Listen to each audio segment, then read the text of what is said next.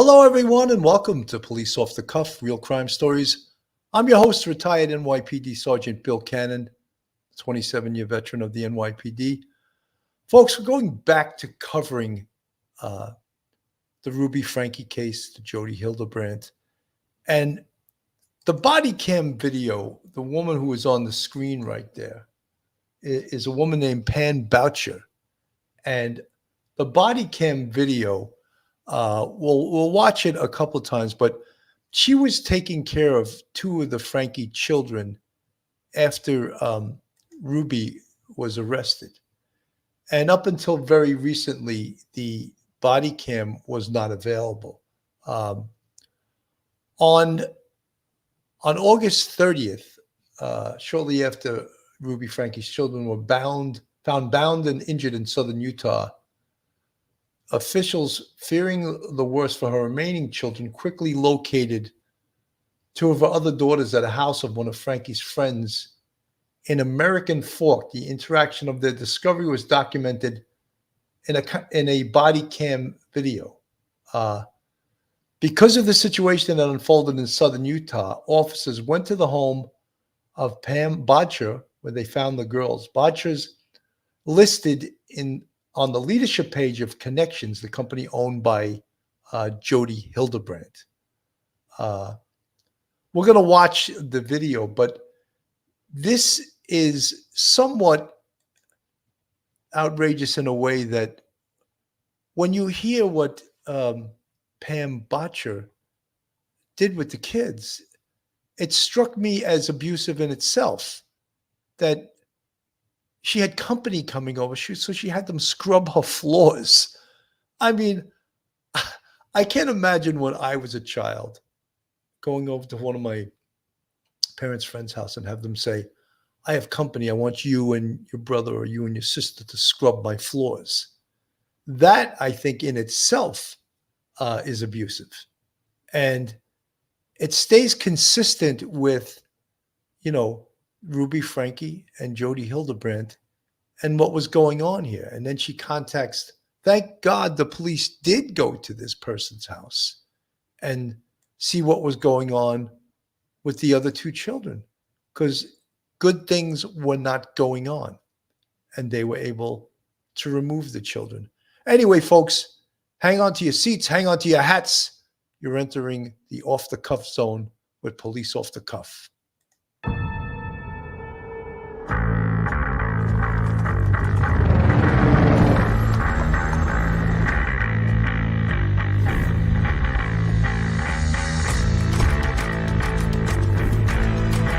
There has to be some common sense.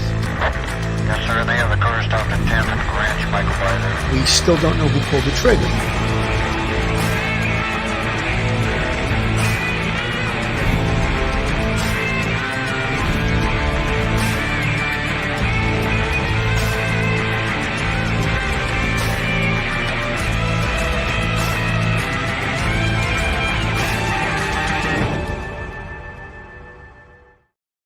Folks, joining me tonight is always a fan favorite, a crowd favorite, retired NYPD Sergeant, Professor, some say father, Mike Geary. Mike, welcome to the show tonight, Mike. Thank you, Bill. And yes, I am a dad. Thank you very much. I mean it in a priestly way, that type of father. No, Mike does not hear confessions, but no. he is very fatherly. So, Mike, I know that you know what we're talking about here. And, of course, the whole title of this show tonight, here's the thumbnail. Ruby Franke body cam reveals shocking new interviews. And you see the woman, Pam Bodcher, to the left there. I did make them scrub the floors. I mean, that's normal, Right. I was always looking forward to scrubbing my parents' friends' floors when I was at their house. I mean, the continuation of other bad things, Mike? Yeah, Billy, when you play the video, it's very interesting because the police officers are there. They introduce themselves very, courteously, and they talk to her, they identify them, and they start talking about why they're there. And suddenly, when she realizes what's going on, she knows that she's been dragged into this. She's part of this simply because she was babysitting the two kids, and then she talks about getting ice cream and then having them scrub the floors. She throws in the ice cream bit to make it seem like it's acceptable. It's just a little bit odd, and it just kind of hits you like, okay, I remember, helping my parents clean the house when I was a kid, but like on a Saturday, but it was our house. And Yeah. my parents never farmed us out to like the neighbors across the street or my aunt and uncle's house and said, you go help your aunt, your Aunt Margie and Uncle Harry scrub their house. No, it's bizarre. It takes a couple of seconds and you realize just how out of control this all was. It's like an indentured servitude, almost like here's a woman who worked for this company Connections that was run by Jody Hildebrandt and Ruby Franke. And like the same things happening vis-a-vis the kids continued under this lady, Pam Bodcher. I want to play a little bit from the Law and Crime Network. We'll get a good idea of what this is about. Bodcher, and then police speak with her and they try to get more information, but they also reveal more information about what was happening inside that house where Ruby's child had to escape from. Let's take a look and a listen. Hello, Pam. How are you doing? Good. I'm Officer Hawkins, American Fork Police Department. Hi, sir. So we had a agency assist out of St. George and Springville that we're just looking for. Okay. When you picked her up, what was the case? Did somebody ask you to pick her up, or did you just pick her up? What was going on? Well, I'm having guests coming, and she came and did some cleaning for me. As of right now, I'll just need you to give your phone to your husband. Okay. Okay. And as of this moment, you're going to be detained right now. Okay. Okay. Okay. So, So what does that mean? is there anything on you? No. Okay, perfect. Just put your hands in front of you, okay? Just gonna place you temporarily under arrest. Okay? I'll explain to you. What are you guys doing? I've explained this already. I'm being as courteous as I can. Okay, well, I'm gonna call an attorney. That's fine. I don't know what's Yeah, going I don't even on. know what this is all about. Those are my friends' daughters. Okay. So your friend's daughters then. Yeah. Okay. Yeah. Is Ruby Franke's daughter. Okay. She's a friend of ours. Folks, they're obviously cutting some things out. They don't want you to Yes. hear the names of the children. This is police body cam video. Very clear. I mean, not always framed properly, but this is not a Martin Scorsese movie. This is a police body cam, and it gives you a pretty good idea of what's going on. And I think that people don't always realize that they're on camera. And I remember when police body cam first came out, I was like against it. I was like, oh, it's not going to, it's going to inhibit the police from doing their job, blah, blah, blah. But to tell you the truth, it's really actually worked out well in favor of the police. And now even the bad guy attorneys, they almost wish there was no body cam video. And they're the ones that wished for it to begin with. What do you think to that, Mike? Billy, I was dead set against it. I remember being in the legal bureau and we were talking about it in terms of a highway unit doing some sort of, body cam thing, dash cam. And I remember writing an opinion saying that it probably would distract from their job. Defense attorneys would sit there and nitpick every single thing that the police did or didn't do that was prohibited or supposed to be done from the patrol guide perspective. And I agree with you. It has been such, I think, a good thing for law enforcement because the average person can actually see people getting nasty with the police, resisting arrest. You see it right there before your eyes. And if it makes the police officers a little bit more professional in terms of the way they speak, I'm all for that too. So I think it's a great thing. Yeah, I was, and as I said, I was against it to begin with, but now it's tremendous, tremendous evidence. Let's continue to watch this. She comes over and helps me every once in a while to do cleaning and stuff. Okay. So this is what happened, okay? Her parents were in the situation of a child abuse allegation. Okay. DCFS made the report and went to the house and found children malnourished and locked in a safe. In the safe? In a safe. So they've been here all day. We went to Rolly's farm and got Rolly's Red Barn and got ice cream at the Red Barn. And then we came here and we scrubbed the floors and vacuumed and made lunch at BLT's, and we were gonna go pick tomatoes and make salsa tonight. Okay. So that, You know, it sounds like after the scrubbing of the floors, she tried to make it like Sesame Street after that. Oh, yes, we're going to now pick tomatoes and make salsa. Oh yeah. You know, we're going to play Monopoly. But they did scrub my floors. You know, it just, it doesn't fit somehow with the, now we're going to do all kinds of fun activities after they cut the skin off their hands scrubbing my floors. It's okay. that's kind of what we were doing tonight. So just to make sure I'm understanding all this correctly, Ruby contacted you around noon and said that they had Yeah, around it. I don't know if that's short. That's Yeah. your best guess. Said she had a family emergency. And they need to pick up the girls. Yeah, she said, would you mind watching the girls while I'm gone? Because she was leaving. I said, yeah, I could do that because I need some help cleaning. Okay, and then did you say to bring them to your house for today and then take them back tonight, or to keep them here for a couple days? She didn't say. I was just planning on bringing them home tonight. How did you start to know the family? How did you meet? The Franke family? Yeah. Through a program called Connections. Okay. It's a kind of a life skills Yeah. type thing. Okay. So tell me more about like when you first met them through the program, or not really know what the program is. She is a coach. She's okay.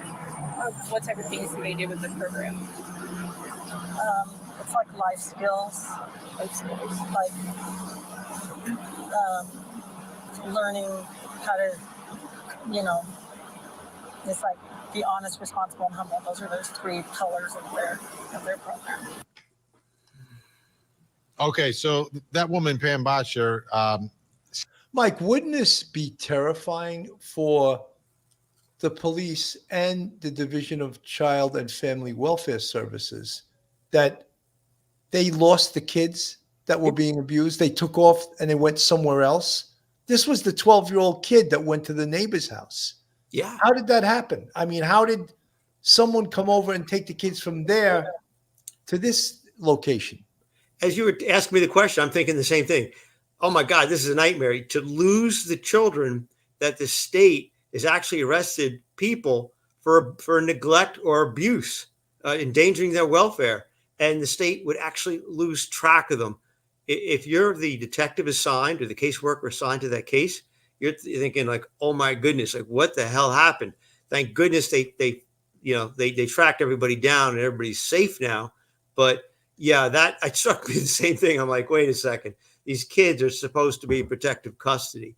Apparently, they work very slowly. Maybe it takes a long time to do things there. Maybe they don't have small municipal police departments that can react quickly. Maybe everything is done through the county sheriff, and they're miles and miles and miles away, and there's hours that the Frankies had to try to think of something, perhaps get those kids away from the family court people, the family court, and get them. And so this way they can't speak to anybody. Get them to their friends, and not even really friends, some sort of acquaintances. Keep them on ice. Keep them away.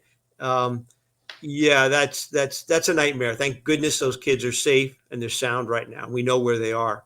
You know, folks, the Frankie children were Shari, she's the oldest, 20, Chad, 18, Abby, 16, Julie, 14, Russell, 12, and Eve, 9. The 12-year-old was the one who escaped from Jody Hildebrandt's house and was malnourished, and I believe also the 9-year-old Eve. Yes. So I believe that somehow they got them from that neighbor. I'm not, and I could be wrong, but this is really scary because the response clearly wasn't quick enough. And, you know, when you look at this woman here, Pam Bodcher, I'm Officer Hawkins. clearly knows what time it is. You know what I mean? She knows everything about the questions they're asking her. She knows the answers to them, but she's being quite coy. American Fork Police Department. Yeah. So we had a agency assist out of St. George and Springville that we're just looking for. Okay. When you picked her up, what was the case? Did somebody ask you to pick her up, or did you just pick her up? What was going on? Well, I'm having guests coming, and she came and did some cleaning for me. As of right now, I'll just need you to give your phone to your husband. Okay. Okay. And as of this moment, you're going to be detained right now. Okay. Okay. Okay. So, So what is does that mean? there anything on you?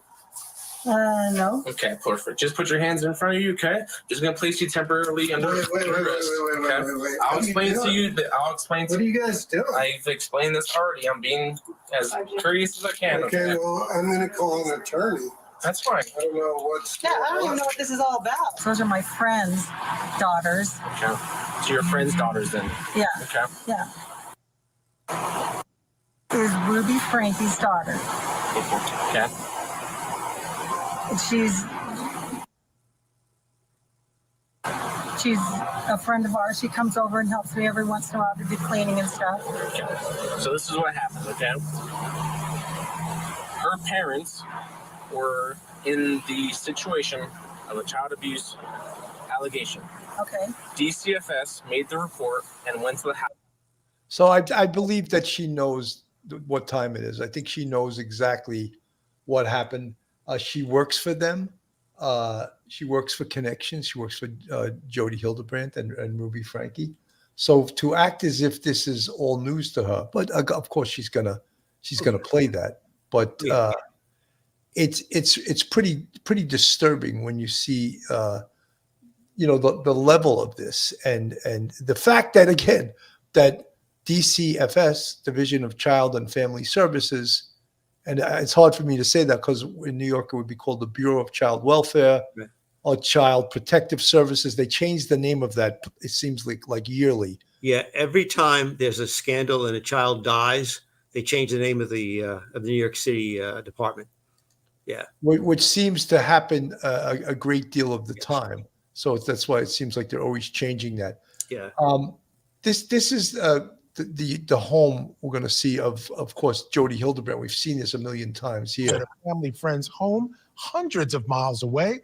American Fork police officers and DCFS workers question Pat Bodcher about how she got the two Franke children. I believe it's Pam Now, she Bodcher. knows Ruby Franke. This is the body cam footage of that exchange. She's a friend of ours. She comes over and helps me every once in a while to do cleaning and stuff. Okay. So this is what happened, okay? We don't need to hear that. Just watch. Right there. You picked them up. And did you pick up first then? Mm-hmm. And then you went.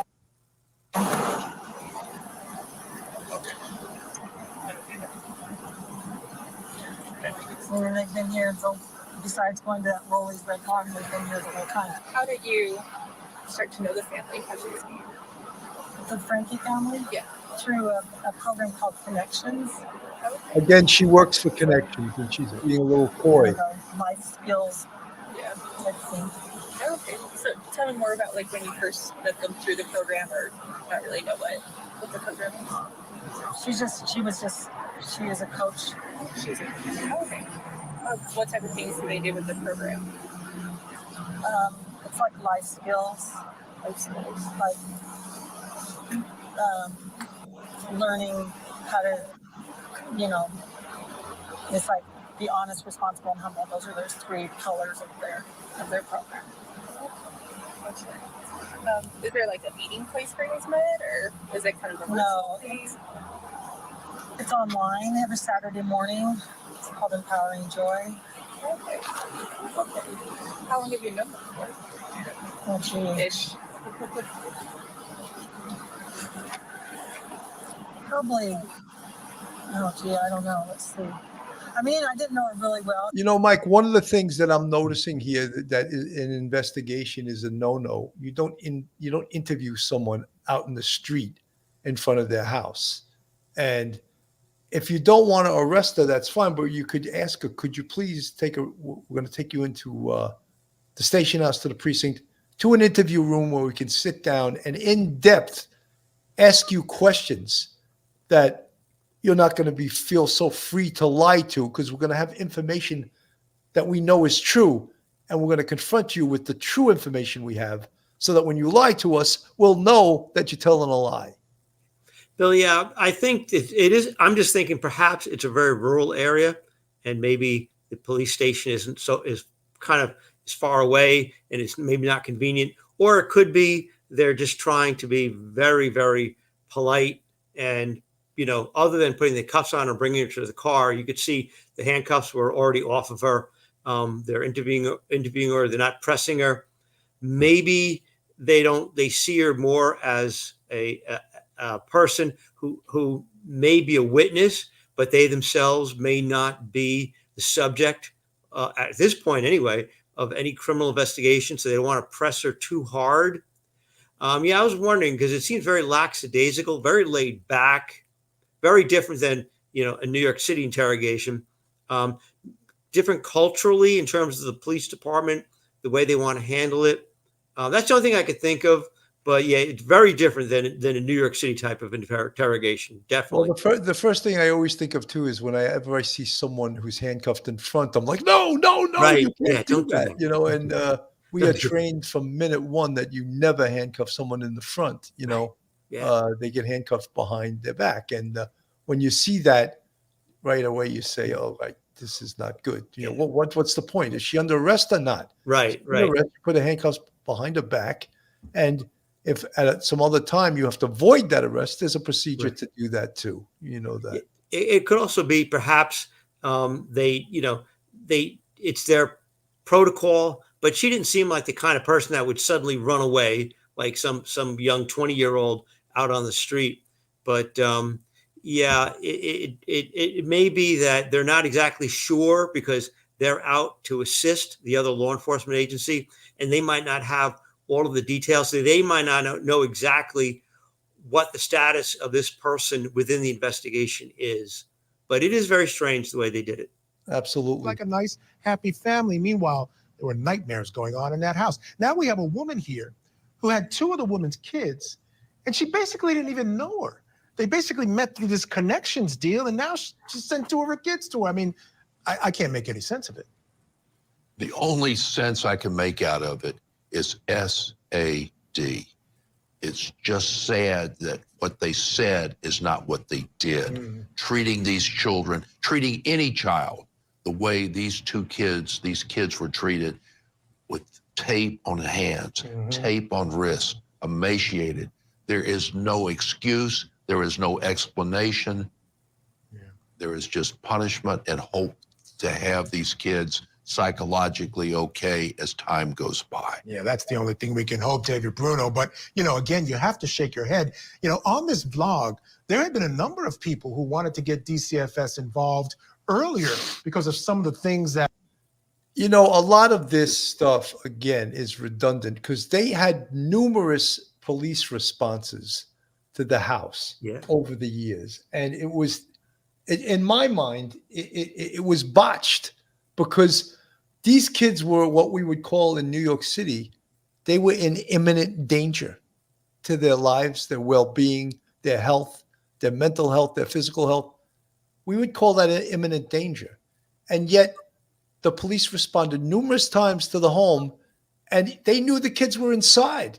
And they didn't knock the door down after receiving a call from Shari, Frankie, the oldest child, who was in college, said, my siblings are in this house. They haven't eaten in days.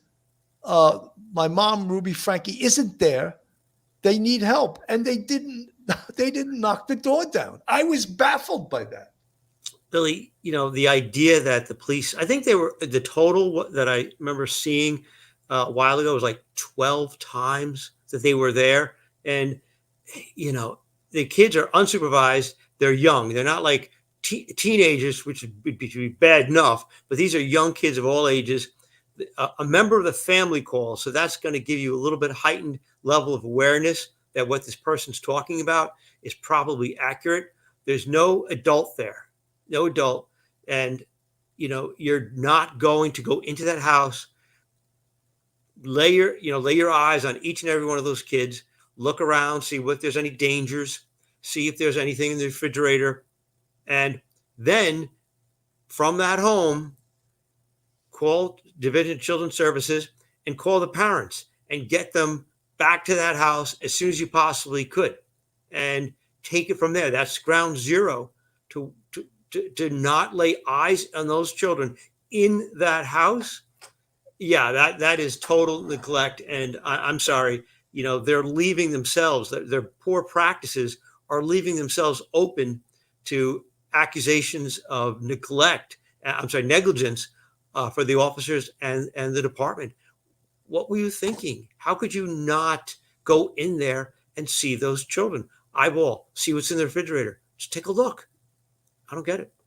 Mike, I can't tell you how many doors I boomed as a sergeant in New York City in jobs where I responded to suspected abuse jobs. And my threshold was what you were supposed to go by. Imminent danger. Was there imminent danger? If there was, and that was judged by me, Sergeant NYPD, right? And I determined I would take full responsibility for it. That if I erred, hey, it was out of, extra caution. Trying to do the right thing. Yeah. It wasn't any malice. I was trying to do the right thing, trying to do my job. Cheryl Crowley. They're all mostly Mormon. They cover everything up. It's Mormonism. This is a world that Cheryl, and thank you for that we aren't all that familiar with. But in covering this case, we've heard this numerous times that this is part of it. This is the elephant in the room, if you will.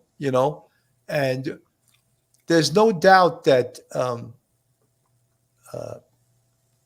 not Ruby Franke, but Miss Hildebrandt, Jody Hildebrandt, was being covered up for by the church who she was being referred cases from. So there's no doubt on earth that they were covering up for her. And you see what the results are for this. And now I guarantee everyone is running for cover, including, as someone said in the chat before, do I think Kevin Franke is involved? I think Kevin Franke should be in handcuffs. Absolutely. I cannot believe he hasn't been charged. But you know something? That is the prosecutor's purview. And maybe the prosecutor is looking at him to cut a deal and make him potentially a witness against Ruby and Jody. Could that be? Then if that's the case, I'm jumping the gun. However, I think that he has culpability in this. Attorney Mike, what do you think? Billy, as you're talking, I'm thinking of the husband and wife privilege, that exists in law, like a doctor-patient privilege, a clergy penitent, clergy churchgoer privilege. And here, if a husband and wife are engaging in some sort of activity that, like a conspiracy to, abuse their own children or other children, that criminal conspiracy negates the husband and wife privilege. They could flip, Kevin like a pancake, and he might end up testifying against his estranged spouse and against Jody Hildebrandt. You can't hide behind that. The husband-wife privilege and doctor-patient privilege and priest-penitent privilege.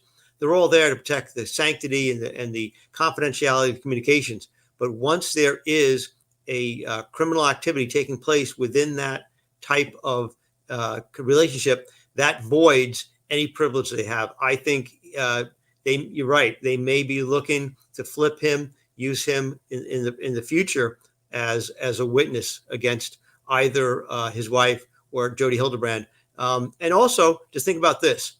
There may be some people high up in the church who are recommending patients to Ms. Hildebrandt to, help her with her job. However, they may escape criminal liability, but they may not escape civil liability for what they did. And remember, text messages, emails, a lot of these things are permanent. They can't be erased. So let's hope that there is a really thorough investigation and that there's a civil litigation involving everyone that is involved later on. And that's where we'll see more information come out about the extent that the church may be involved in this case. Mike, I have no doubt in my mind that if Kevin Franke is offered a deal, he will sing like a parakeet to keep his own ass out of jail and to keep his own ass from getting charged. Mm-hmm. House. He's emaciated. He's got tape around his legs. He's hungry and he's thirsty. Okay. Is your door locked? No, I'm sitting outside with him on the front patio. Okay, cool. And he asked us to call the police. What's So the he's name? very afraid. Are the neighbors out of their home, or is anybody looking for them that you can see? No, our homes are far enough away. I'm not sure. How did you get out of the house? Porch. He went out. He says you just left through the porch at the neighbor's house. Her name is Jody Hildebrandt, and she lives 2 doors up the street. Yeah, out here in Cayenne, the houses are far apart, so he walked just under a block to get to our house. He rang my doorbell and asked me to call the police. Does he seem to be under the influence of drugs or alcohol? I don't think so, but he's very thirsty and Need an ambulance?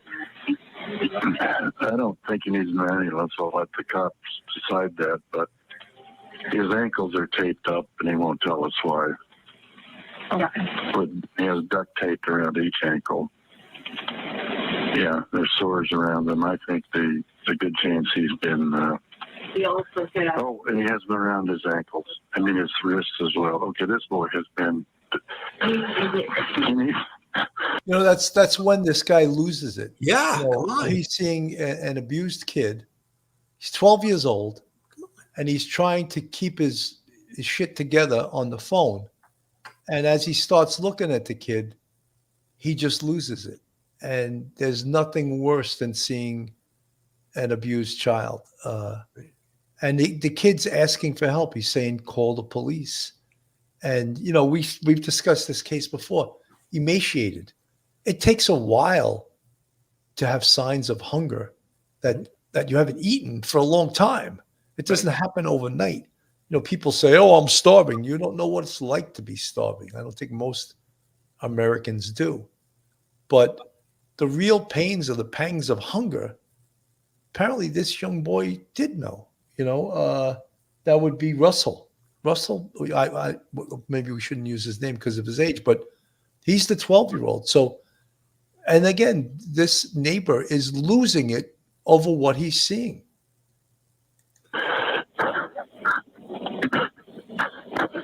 This kid has obviously been. I think he's been detained. He's obviously covered in wounds. Is his Yeah, we're mom getting. area? Is your mom around here? Have you seen her lately? He doesn't know where she is right now. Does he know his mom's name? What's your mom's name? Is he? Ruby Franke. Ruby Franke is his mom's name. Okay. Can you ask him if any other children were in the home he came from? Okay. Was there any other kids up at Jody's house? 10 and 14, and they're still at this house. Are they tied up as well? What's the deal with? Are they being held? Do they have wounds on them as well? Nothing bad going on with us. Okay. It's just the. Well, you see the kid's already trying to cover up for Yeah. his mom and Jody Hildebrandt. And that's so disturbing and so ugly that he realizes that he went to the police and then he starts to defend. It's almost like, we use the term Stockholm syndrome when someone, a kidnap victim identifies with their captors and starts trying to help their captors. This is a very similar thing in that this boy realizes he went all the way and now he's trying to pull it back, but it's too late. Yeah, Billy, his what he says is one thing, and he says things that incriminates Ruby and Jody. But on the other hand, he's trying to say things that may, exculpate them, like the other two children that are there. They're not tied up; they're free to move around. However, just words are one thing, but actions are another. And you look at his body, and he's got wounds. He's got tape on him. What child has tape on their ankles and their wrists? Duct tape.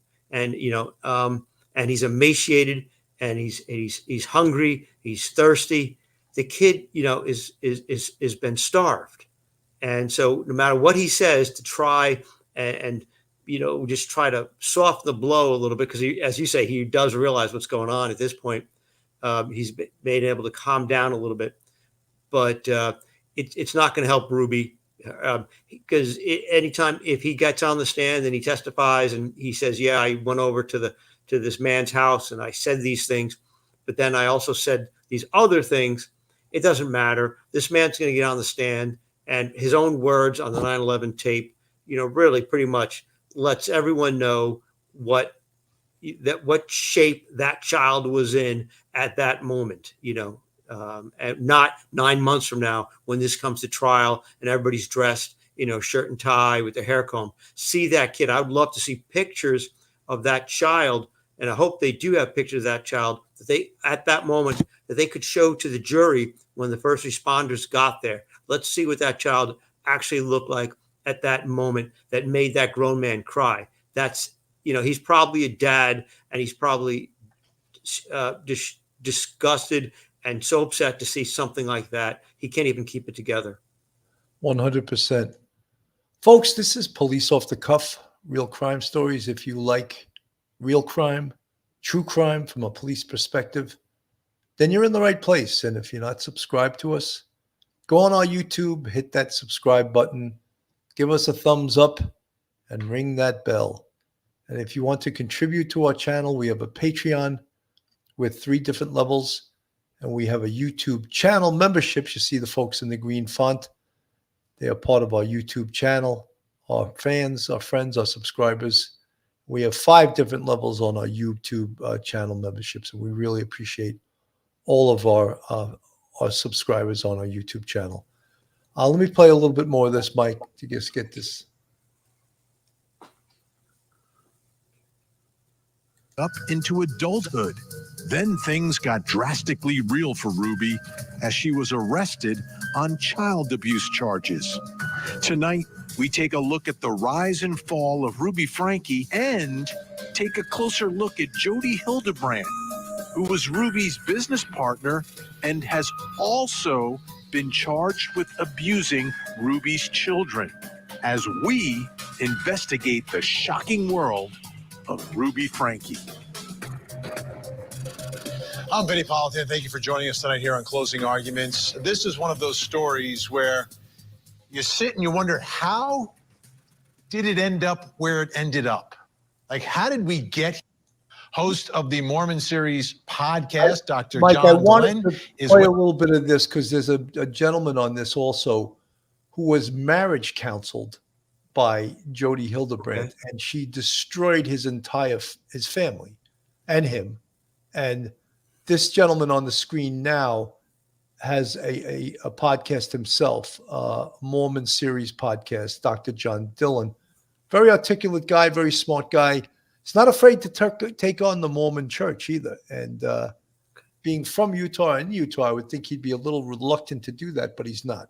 With us, also in Salt Lake City, whistleblower for Boy Scouts child abuse scandal and former client of Jody Hildebrandt, Adam Steed, is with us. And in Los Angeles, California, senior reporter for DailyMail.com, Caitlin Becker. Thank you to all of you.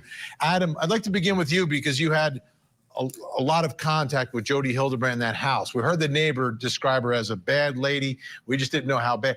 What was your contact with her? Why did you see her, and what transpired there?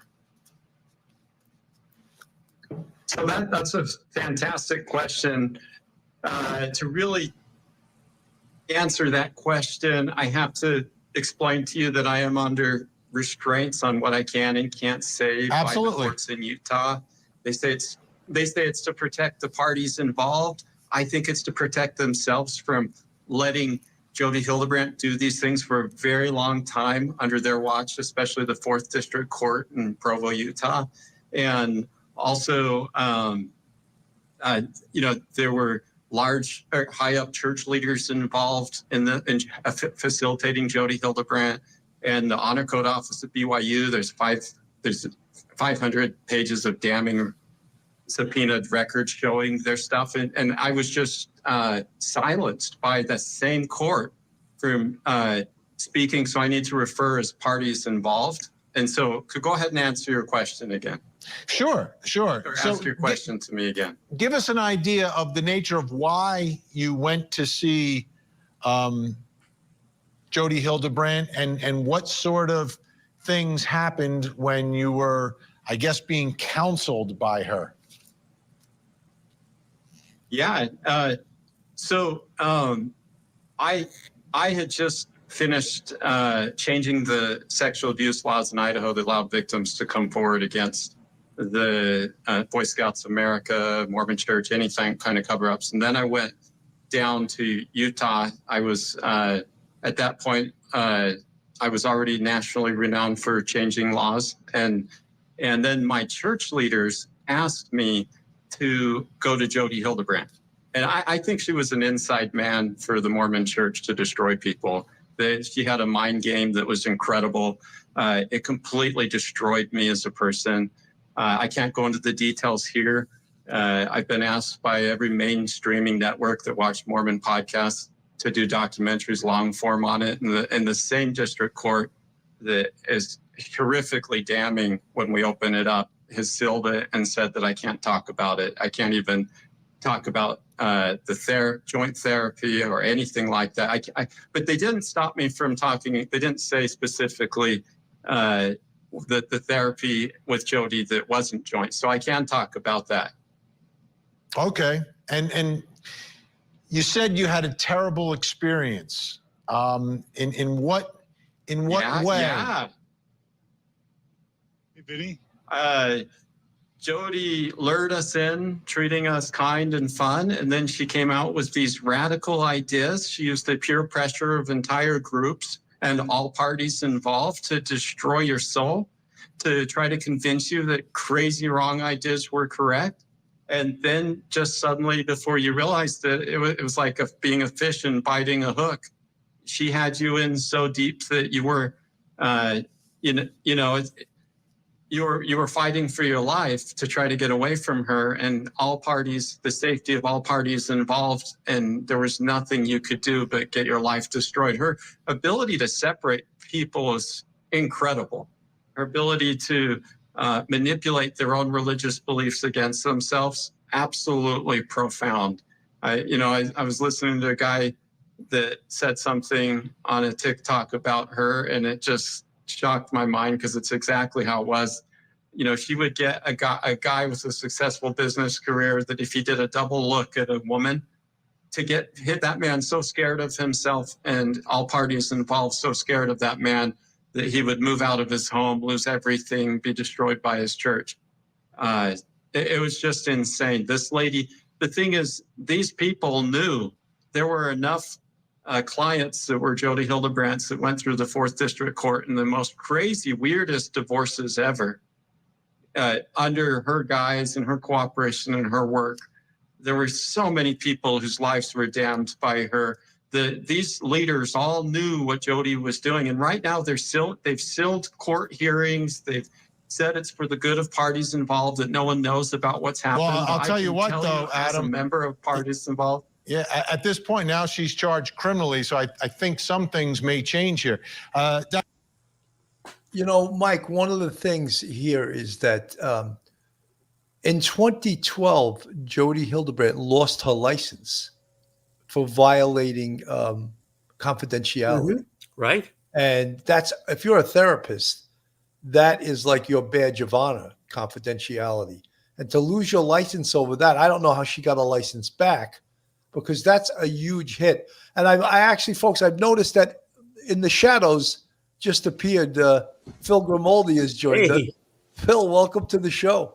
Thank you, Billy. I just got in. I threw the computer on, and my setup is a little out of the ordinary, but I wanted to jump in.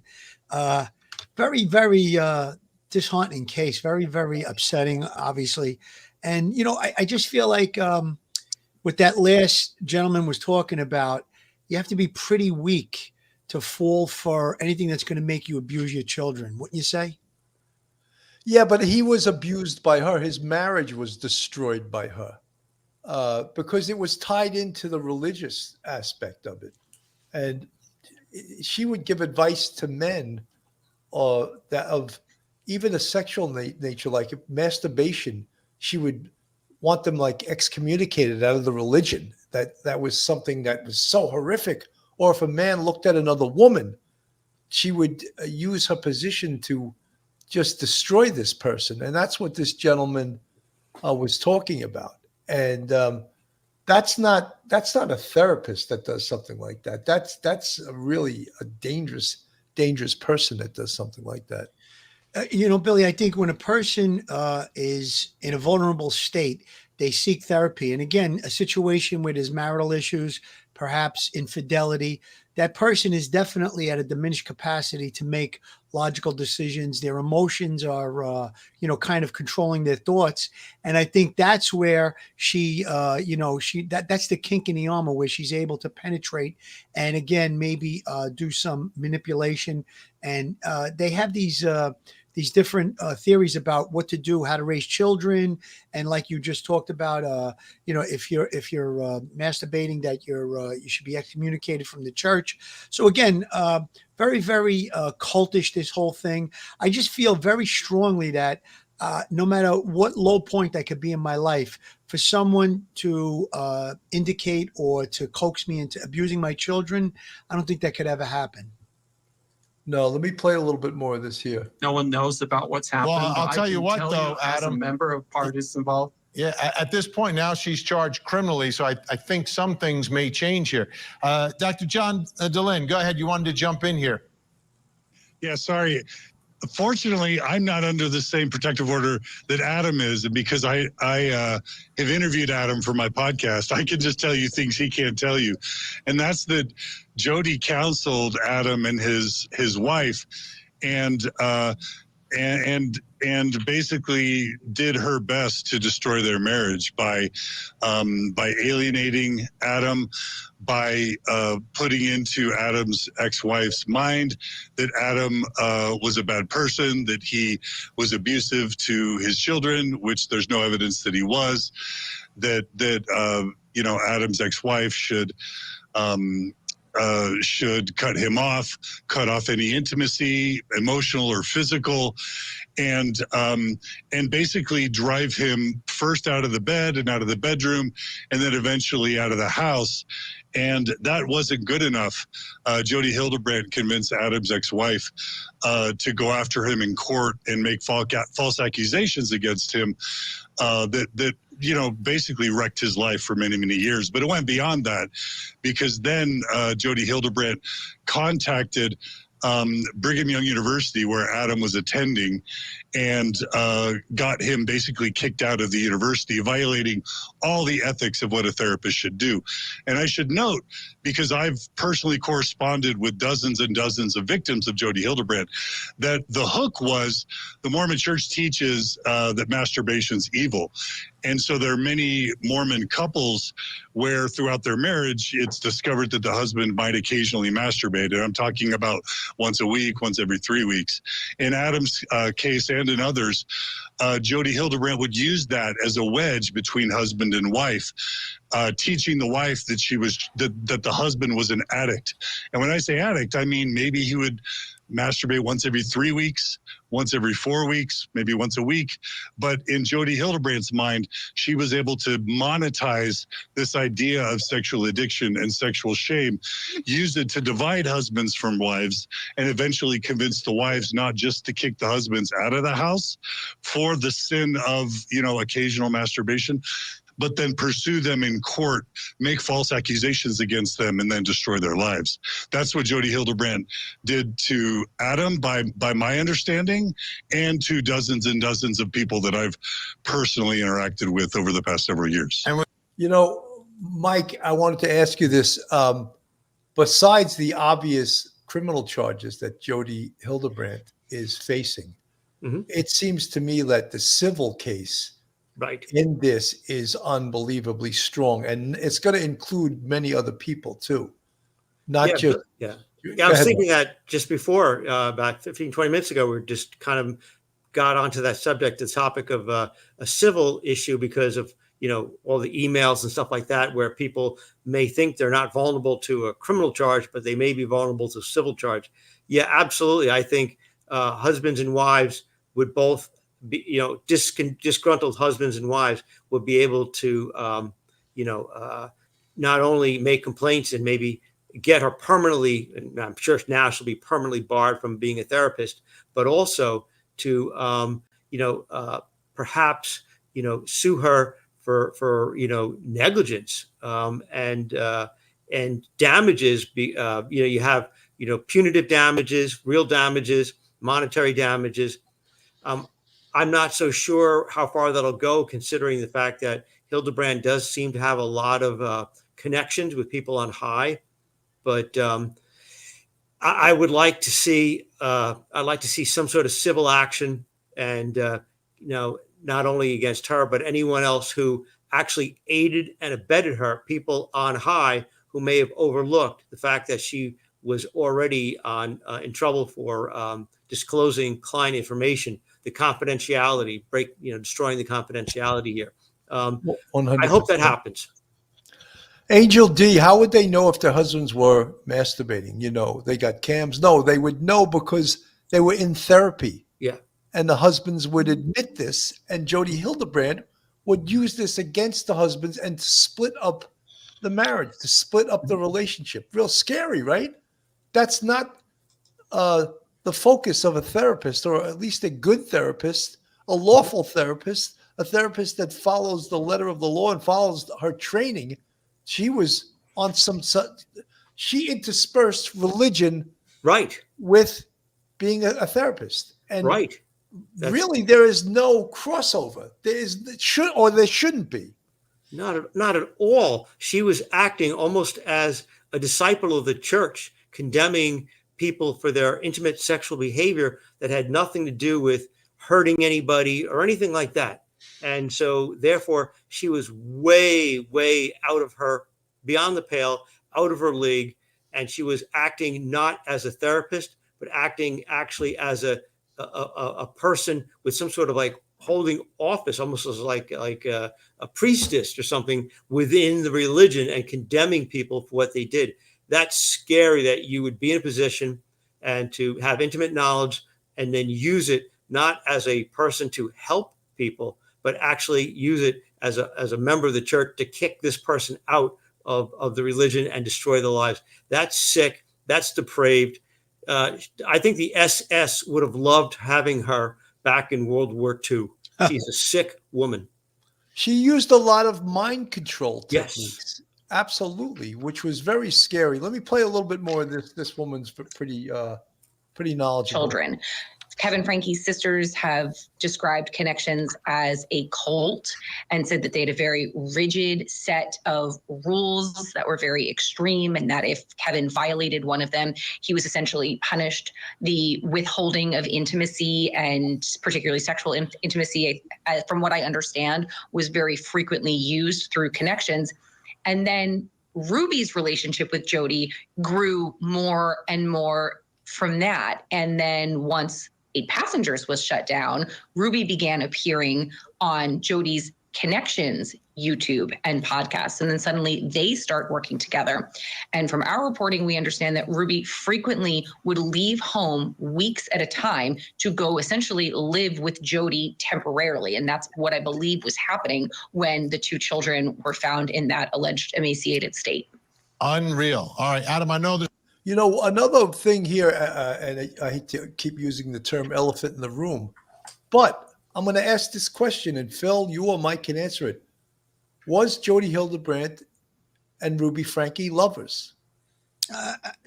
I'll answer first if you don't mind. I mean, when you have a relationship where a person is now going to go stay with that other person for a extended period of time and leave their children, I think the chances of an intimate relationship are quite possible. And just piggybacking a little what Mike was saying earlier with regard to Jody Hildebrandt, she was taking a religious belief and she was putting into the counseling setting. You know, you have a person who's a marriage counselor.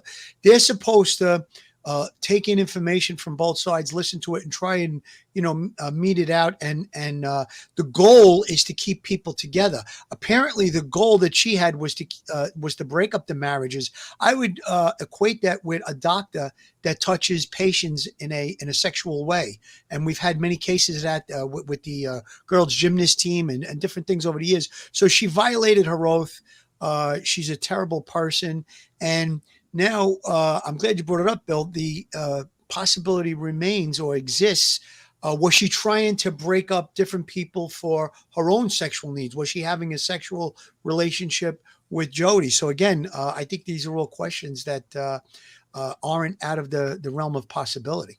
Absolutely. Mike, same question. Yeah, I agree with Phil. I think there's a distinct possibility because any woman who's a mom of a bunch of kids and is willing to leave them maybe for a week or two at a time to be with another woman, I would say there's a very good possibility. I don't know for sure, but I would bet my paycheck. 100%. Let me play a little more of this. Dr. John Dehlin, but before I just don't want to run out of time, Adam. I hate cutting you off. I'm just trying to bounce around because I have limited time tonight, but we're going to do this again for sure. Dr. John Dehlin, how deep was this? Like Adam saying that this is like what sort of numbers and what was her reputation? What's her background? Like, where does she come from? Like, how does she get in this position to do damage like she did? Yeah, well, Vinny, you said you didn't know what to call, what Jody was doing. I have a word for it. She was a grifter. It was a racket. The people that I've talked to report that Jody was charging between $2,000 and $4,000 a month to these married couples. She would force them into individual therapy, couples therapy, group therapy. These groups were often not moderated by licensed professionals. And the most toxic part about it was that these couples and these grandparents, parents of couples, were almost mortgaging their house to save their kids from, quote, sex addiction. And Jody was laughing all the way to the bank, pocketing that money, building her $3.1 million house in Ivins, Utah. Whoa. One more time with that. She had a $3.1 million home in Ivins, Utah, as I think I've read. Wow. Super wealthy. And she was just basically taking the Mormon Church's toxic messages about sexual shame, calling everything sexual addiction. If you masturbated once a year, according to Jody Hildebrandt, you were a sex addict. And then she would basically terrorize you by saying, you won't go to heaven, you won't go to heaven with your family unless you see me and go through my program, pay me $2,000 to $4,000 a month. And I was fortunate enough to interview her niece, Jessie Hildebrandt, on my podcast.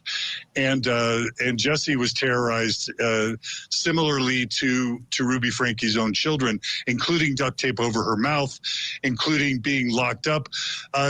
Jody Hildebrandt prevented her teenage niece from having tampons because Jody told Jessie, her niece, that she was afraid she would use them to masturbate. That's how paranoid and abusive and toxic Jody Hildebrandt was. So, but the most disturbing thing of all is that she was one of the most recommended therapists by the Mormon Church. That is amazing that you just heard that. The most disturbing thing of all is that she was the #1 recommended therapist by the Mormon Church. That I find the most egregious. Well, one of the most egregious things of this whole thing, that she was being recommended. And you know something? Masturbation is a normal activity. And for someone to make it like a mental health issue, like you're crazy if you're doing that, and it's against God's law and all this other stuff. That's crazy, you know? And any therapist that would say that deserves to lose their license. It's not helping people get through a crisis or in their marriage or some issue. It is dividing and as one of the people in the chat said, it's divide and conquer, and they're absolutely right.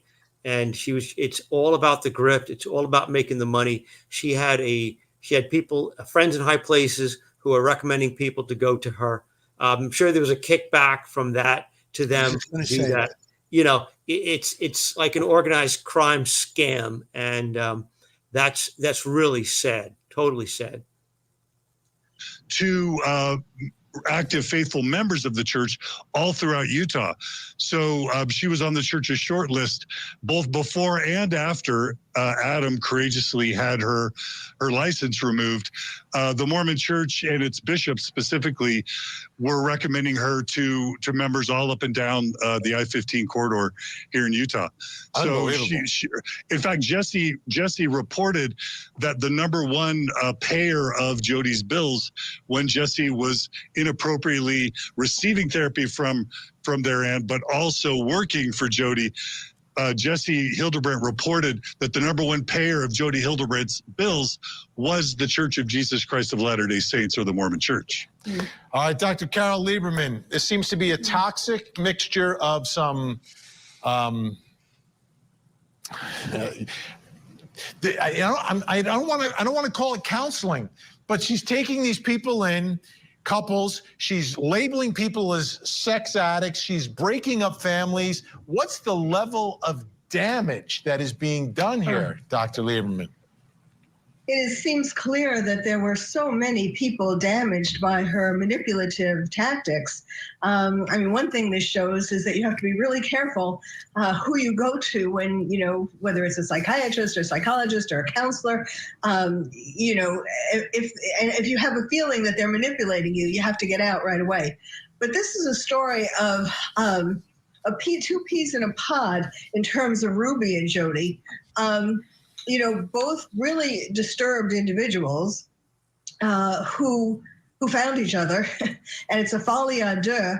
But, you know, in addition to the issues related to the church, I can't really speak too much to that. But what I can say is it's my understanding that part of the reason why she manipulated these couples to separate was because she wanted to have an intimate relationship with the wives, including Ruby. There it is. There's a bombshell. Wow. That's, again, we were saying that, and we're not even therapists. And boom, that came out there. And you heard him say, Vinnie Politan, oh, that's a bombshell. But, I mean, we weren't the only ones saying this. People in the chat were telling us this weeks ago. But he's saying on a larger level, like she was trying to have relationships with her patients, the female patients, of breaking up marriages. I mean, this whole thing is like an organized crime cult. It really is. You would think that, and we're kind of conditioned because you hear this all the time or quite often, is that, you know, there'll be a male doctor or a male therapist taking advantage of females. However, a sexual predator is a sexual predator, and it could be that that's what she was doing. It does seem that way, that she was actually a sexual predator herself, and that's scary. She sounds like a total narcissist, very, very controlling. She controlled these women, broke up the marriages, and then maybe engaged in sexual relationship with the women. So again, all the components of like a RICO case, an organized crime. You know, the church is recommending use this therapist. She's charging them thousands every month. There's a sexual component to the whole thing, and child abuse. Assault, very, very, it's just really in 2023, you think stuff like this cannot be going on, but here you have it. Absolutely. Caitlin Becker, have we heard anything about that?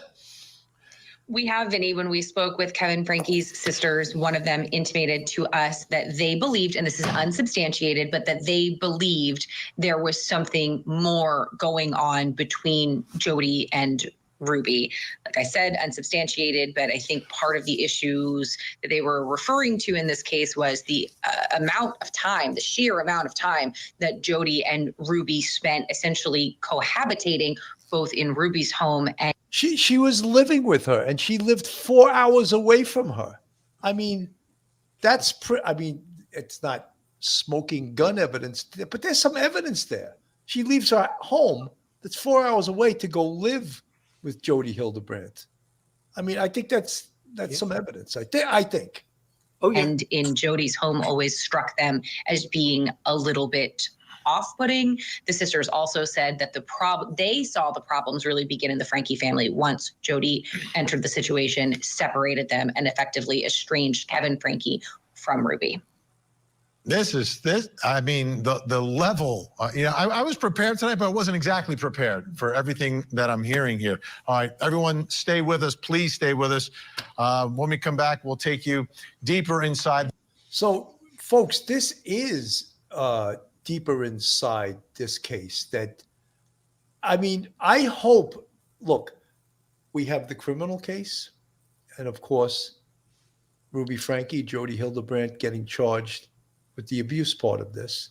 But then we have a huge, huge civil case. And I hope that some powerful attorney in Utah with a bunch of very keen and sharp investigators will go out there and collect and build the case against as many people as they need to. Because guess what? Phil, you said it before. This is almost like a RICO case. Absolutely, Billy. And when you think about it, in a civil case, the lawyers always want to go for the deepest pockets.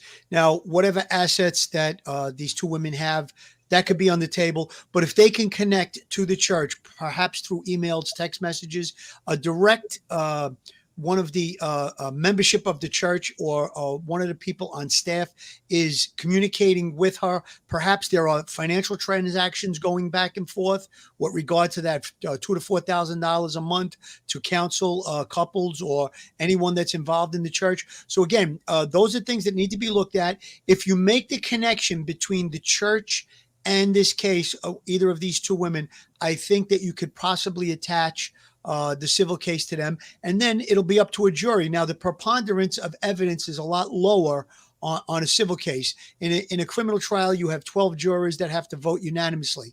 In a civil trial, you have 6, and only 4 of the 6 have to vote in favor of the plaintiff to get a verdict in your favor. So again, the civil trial might be very, very interesting to be part of and to monitor. And again, like I said, the lawyers usually go for the deep pockets. They're going to want to attach some other than these two women to a civil case. Mike, I think that this may be so embarrassing and just so ugly for the church that they may opt to settle quickly. Billy, as I'm listening to Phil, I'm thinking of the church scandal in the Catholic Church. When you're talking about the people who work for the church committing acts in the name of the church, and if you can connect them, like Phil said, you could sue them for monetary damages, for punitive damage, for psychological distress caused by their negligence in getting good counselors. You could also accuse them of the intentional or infliction of emotional distress upon everyone. You may have $100 million, $200 million fund that the church is going to have to set up, like the Catholic Church with the insurance companies and like a super fund, and just settle with people. And it may come to that sort of thing. This is going to be very bad. And that's what it might, as Phil's saying, and I'm agreeing 100%, I'm nodding my head. Absolutely. I think that's where it's going.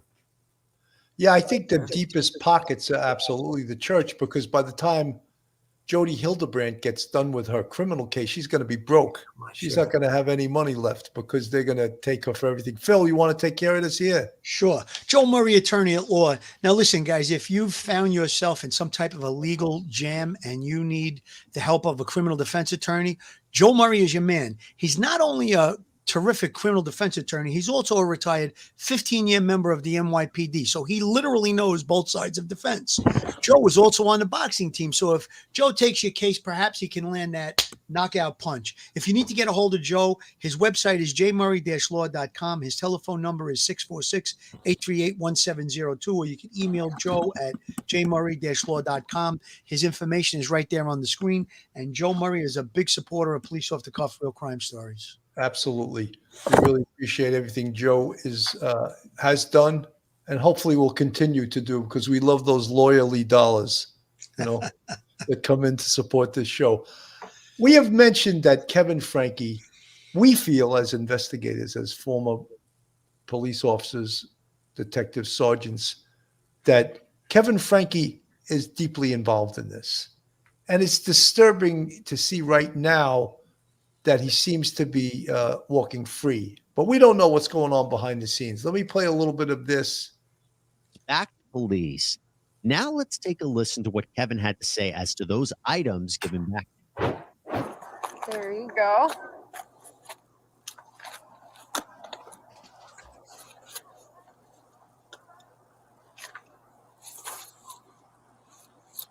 The police conducted a search warrant on their home.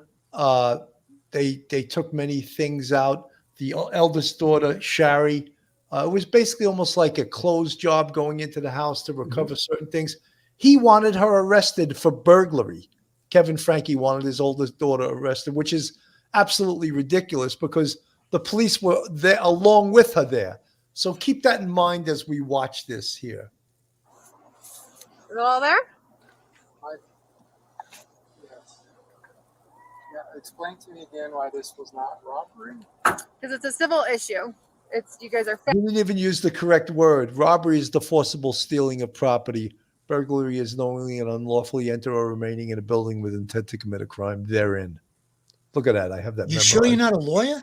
I know I'm not a lawyer, but he called it a robbery. And he's talking about his daughter. He wanted his daughter arrested. This is ridiculous. So let me continue to play this. Family. She's been in the house before. You haven't been in the house in a year. She had interest in the items. She didn't take them with the intention to deprive you of them. So that's the theft code. We have to prove intent to deprive you of the items. This officer gave such a great explanation.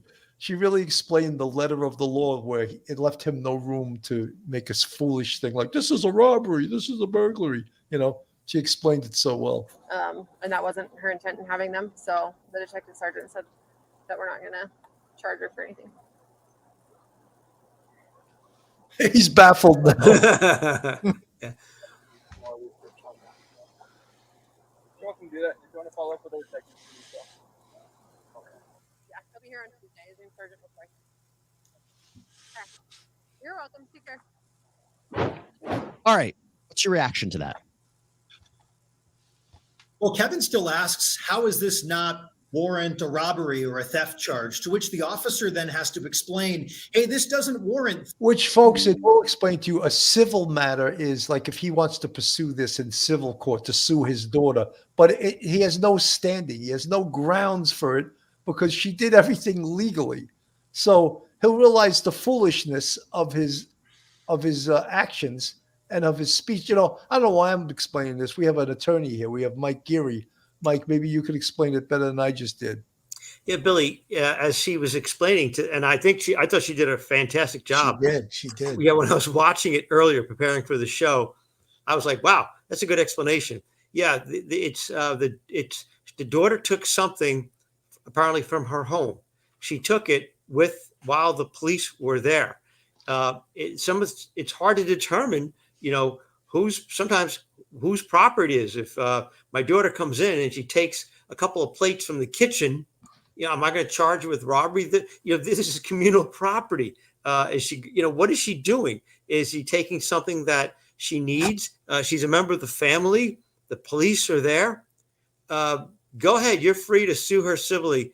And she's a young kid. I don't know what you're going to get, but it just shows what a freak he is in that he would even be thinking along these lines. He's a disturbed person, and I'm glad the police are dealing with him at arm's length and telling him, you just do whatever you got to do civilly. But That's ridiculous. There was no crime occurring because she did not. A theft is taking somebody's property with intent to permanently deprive them of it. And to gain a benefit from and it. gain the benefit of it. And she's there with the police taking property from her home. She even said, I think to Kevin, you weren't even living in the home. It's you haven't it's been a there for cluster 14 months, Skippy. Yeah. It's Debbie clusterfuck. Donovan, thank you so much for the $10 super sticker. I will hire your attorney recommendations because you are speaking the truth. Thank you, Debbie. We love to speak the truth on this show, and we hope we do speak the truth all the time. We have a new member, Boho Chick, new member. Welcome to the bucket. Thank you so much for joining our YouTube. I named those. No, I won't get into that now. Don't But get into that. I named them years ago. That's a And long I wish I story. could change some of them, but it's so much work to change it. Billy, a quick. I want to make a quick comment on Go Kevin. ahead. Listen, the bottom line is this. Did he put his hands on the children and tape them and abuse them? Whether or not that's obviously still in question, but merely having knowledge of it, he has an obligation to report that to the authorities if he sees or he knows that his children are being abused by the wife. So again, he's definitely culpable if he has knowledge of it. He claims to have not seen the kids for a period of time, up to a year or whatever. But the bottom line is there's older children that have knowledge of this as well, and probably reporting back to him. So again, he hasn't been charged, like you brought up earlier in the show. I was listening before I came on the air. Maybe they're trying to keep him as a witness as opposed to charging him. But that remains to be seen. I'm very suspicious of him, how he could not have knowledge of this. And I think he's culpable. In my mind, he's a collar if you could, get the grounds where he had knowledge of it. Never mind if he took part in it. That's a whole other story. Absolutely. Debbie Donovan, I read your chat. You need an attorney in Utah. Give Joe Murray a call, and perhaps he can refer you to an excellent attorney in Utah. I don't think Joe's going to travel to Utah to represent you, but perhaps in his network of folks he knows. That's why I put this on the screen. 646-838-1702 or his cell 718-514-3855. You got his email and his website up there. Best of luck. I don't know any attorneys in Utah that I could refer you to, but as I said, Joe Murray is, he's done great things. I've referred people to him before, and he's so have I, Bill, and he will definitely steer her in the right direction. And perhaps maybe he can consult with her over the phone and give us some good knowledge or information. And I'm certain he'll be able to find somebody for her. And absolutely, and let him know that police off the cuff referred you. Right. His ad is paying. So because his ad's paying dividends, Right, So right.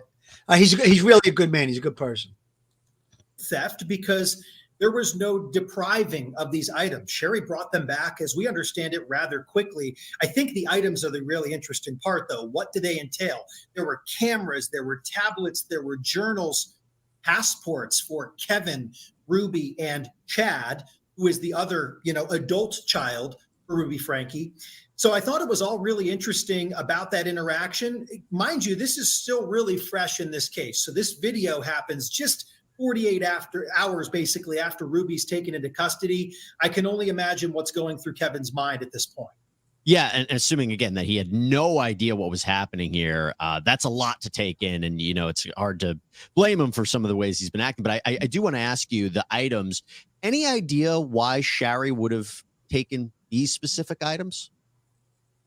No, and the thing that's interesting is if you read some of the other reports from Springville, the day we got the reports about what really took place that day, the following day, and then the third day in question, which is when Kevin got those items back and reported that burglary, we're trying to figure out what other items were really taken from the home. As we understand it, the second day, so the day directly after Ruby was taken into custody, they went to that Springville home with a DCFS worker, with Sherry, with, as they described it, other family members. Police were there to supervise, and basically was to make sure Kevin wasn't there. I'm curious what other items were taken, because the whole goal was to get the personal items for the children, 4 children. It's not clear what she wanted from those items. However, if you spin through some of the comments, yes, I read them, by the way, for those out there that are watching, it's interesting that what is on those tapes? What are on those cameras? What are in those journals? I think everyone wants to know. All right, we want to thank Morgan & Morgan for sponsoring this video. Life's scary. Surprised, Joe Murray, especially after we put this body camera video out there that confirms the police reports that Kevin wanted to press some sort of charges, or at least look into charges against Sherry for taking those items initially. The family dynamic is very interesting, and I don't know if we'll ever really know the nuts and bolts, the nitty gritty of just how deep this goes. But from the exterior, whether this was a planned thing from Kevin's attorney and Sherry's attorney, they all walked down the steps together, and it looked like a lovely family sight.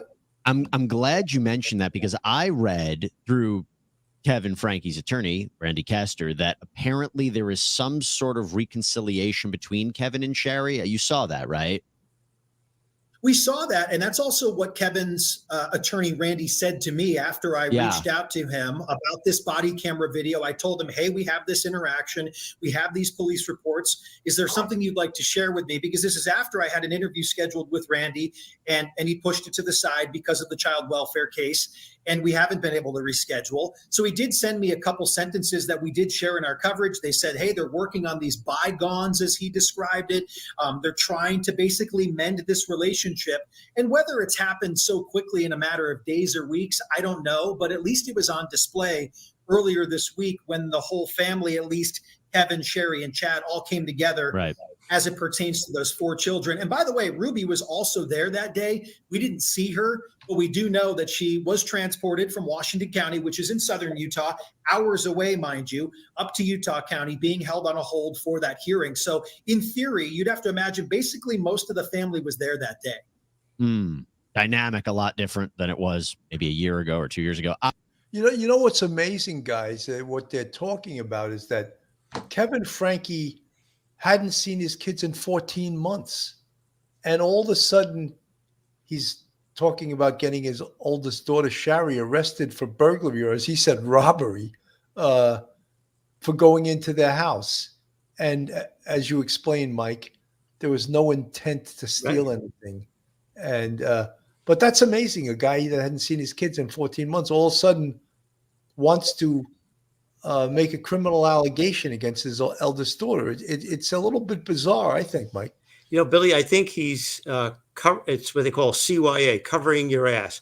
I think he's wondering, what are the things that she wants off that computer? She probably has a zip drive, and she's probably downloading documents, journals, whatever she's put on her laptop or on the family laptop or whatever they've got. She's protecting herself for the future.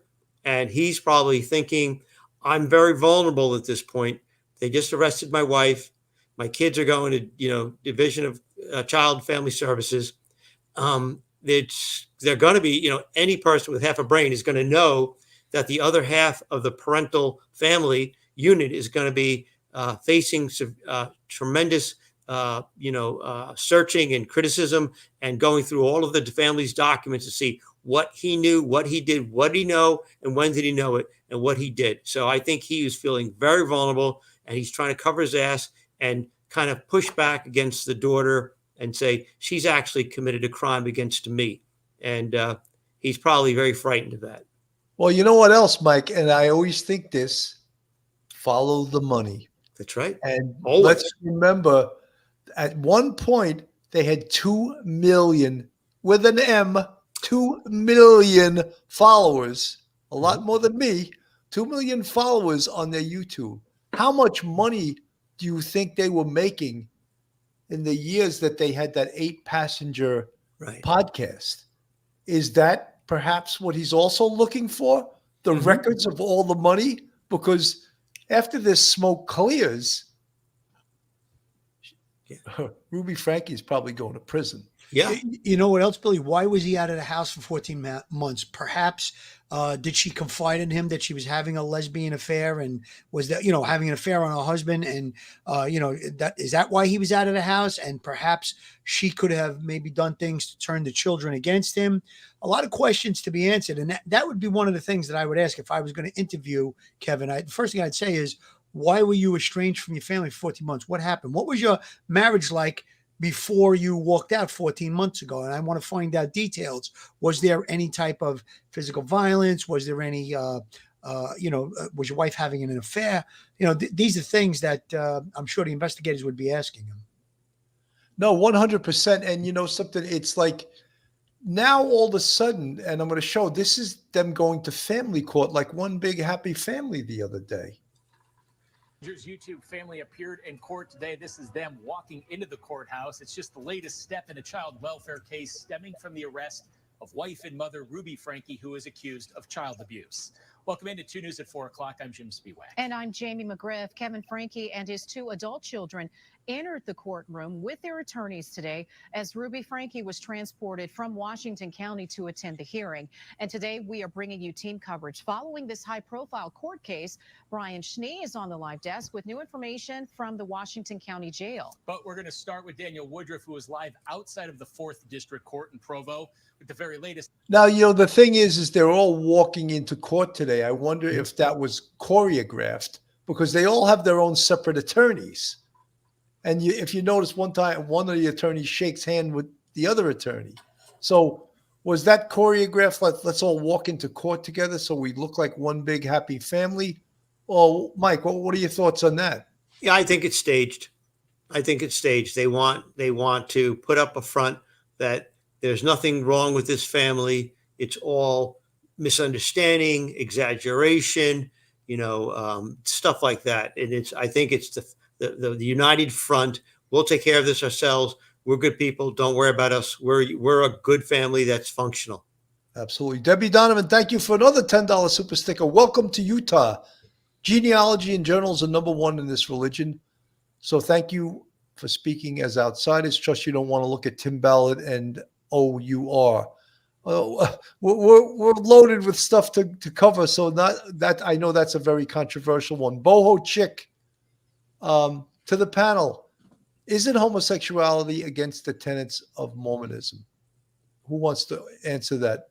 I don't have any knowledge on the religion to know anything about whether or not homosexuality is against the religion. Yep, I'm not. I can't speak to the tenets. I agree. I'm not sure. Maybe we should ask in the chat if someone knows. Maybe put it in the chat. Yeah, it probably. I mean, look, there was a lot of religions have changed over the years, and I know the Catholic religion has changed a lot with different acceptance of different things, but they were very hardcore back in the 60s and 70s until they discovered half of the priests were committing sex crimes, So I think they had to move. They softened up quite a bit when it comes to yeah. So I we don't know the answer to that, Boho Chick, but it very well may be against the religious practices of the Mormon Church to be homosexual. However, as we saw in the Catholic Church, there was homosexuality within the church and maybe people that go to church, and it was kind of like don't ask, don't tell sort of thing. So maybe the same thing was going on in the Mormon Church. Again, we don't know for certain whether or not she was involved in some type of an affair. That's Jody with Ruby. But again, I guess the telltale signs are there, leaving your children for an extended period of time, moving in together. That's where we kind of were going with that assumption. Janelle Woodward, yes, the Latter-day Saints, it's against the gay lifestyle. I'll take your word for it. Okay. Karen N007, a woke pope. I think they've sort of had to change it because they were losing a lot of parishioners. Debbie Donovan, Mormons have a violent history. The fundamentalists, like any radical extreme group, and trust. BYU did abusive conversion therapy for anyone identifying as gay. Wow. So some of you guys are answering the questions we couldn't answer. We don't know everything. We're just New York City cops, We know some things, but we don't know everything. My own personal religious beliefs are if someone is gay and they go to a Catholic church and they sit there and they could take something good out of it, I don't think that anybody should be criticizing them about their lifestyle. Their lifestyle goes on behind closed doors in the bedroom. And I know that the Catholic Church doesn't really recognize gay marriage and everything like that. That's a whole other issue. But to be, somebody goes to a therapist that's related to the church, maybe confides that they're gay and they're going to try to give them conversion therapy. I think in 2023, that's very against what we know and what we believe in. And, we're living in a world that's so chaotic. To pick on things like that, a person's sexuality, I think, if you get, I'm going to use a word, if you get asses in the pews of a church, I think that's a good thing, no matter who they are. Yep. Vicky O'Quinn, my sister is LDS. Yes, it's against it. Karen N007 plus SA in the Catholic Church, 100%. Joseph Rapp, yep, gays are kicked out of the Mormon Church. And there you have it. So a lot of you guys in the chat, thank you for your answers, because that was beyond our expertise here. Larry Jensen, maybe Jody condemned masturbation, condemned cheating with another man, then convinced the wives that a religion with another woman was not cheating or masturbation. That's why we're calling for a deeper investigation into this case, because that could all be a possibility. Kai Ocean, as per the LDS Church website, the experience of same-sex attraction is a complex reality for many people. The attraction itself is not a sin, but acting on it is. Wow. Okay. Thank you for Kai Ocean for bringing that to our attention. Debbie Donovan, trust, I can tell you about a Prop 8 and conversation therapy and high suicide rates in our state. I can tell you anything you want to know about my state and former religion. We see a lot of folks in the chat here that are former Mormons, former members of the LDS Church that have left. And I think that is consistent with a lot of religions. People may be part of religion when they're younger. As they get older, they move away from the church. Guys, we're already at over an hour and 30 minutes. I thought we were only going to do about a 45-minute to an hour show, but it was very, very interesting, extremely interesting show tonight. I want to thank Mike Geary, who I always call at the last minute. I call Phil Grimaldi, who was on the road on a cannoli run, and he was able to join us a little bit late, but added a lot of color and a lot of flavor to the show. I'm going to go around. Phil, you first. Final words. This is a very disturbing case, guys, and I'm sure that everyone feels the same. When you're dealing with children and child abuse, now you're talking about perhaps mind control, sexual components. Let's just hope and pray that these kids can find some type of justice and peace. It's a very intricate case. I'm sure there's some more investigation that has to be done. And we were talking about a civil case earlier. So let's just keep a little good thought or a prayer for these families and these children. As vicious as these two individuals were, even a prayer towards them to maybe that they could, find some type of, look for forgiveness, look for redemption. And the criminal justice system is going to deal with them in the way that they're going to deal with them. And that's all I ask for is justice. Very good. Mike? Bill, I can't improve on what Phil said. I have to say 100% exactly what Phil said. You always think about the children. They're the focus. Absolutely. 100%, folks. And wow, Debbie Donovan, thank you so much. She just gave us $100. Wow. Thank you, Debbie. I appreciate it very much. So God bless you. God bless you. I'm Debbie starting Donovan, to sound like Father Mike a little bit, but hey, you know what it is when it comes to children. I have a very soft spot in my heart for kids and the elderly and anybody who's disabled. Those three categories always get a little extra attention in my world. 100%. Look, some of the worst things we dealt with on the police department were, exactly. That's where I get it from. The abuse cases. Yep. Folks, thank you so much for tuning in tonight. I hope that we sort of poured some light on this and opened up some minds and thoughts. And we're Police Off the Cuff, Real Crime Stories. Thanks for tuning in. Have a great Stay night, safe, everyone.